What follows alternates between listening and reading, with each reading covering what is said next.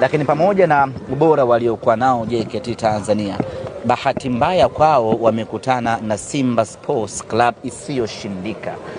Isingewezekana kwa namna yoyote ile JKT Tanzania kupata ushindi au kupata walau sare mbele ya Simba Sports Club.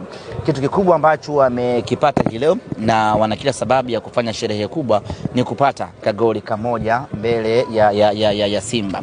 Lakini isingewezekana wao kupata ushindi ama hata kupata alama moja kwa sababu ya ubora tuliokuwa nao.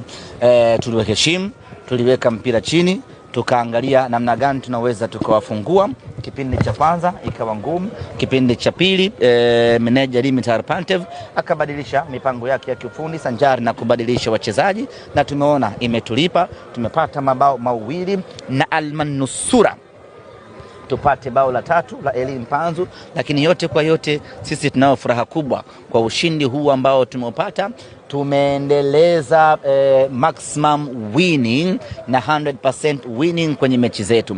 Mechi 3 tumeshinda mechi zote. Hakuna timu yoyote ya ligi kuu ya Tanzania msimu huu ambayo imefanikiwa kushinda mechi 3 mtawalia. Ni Simba Sports Club.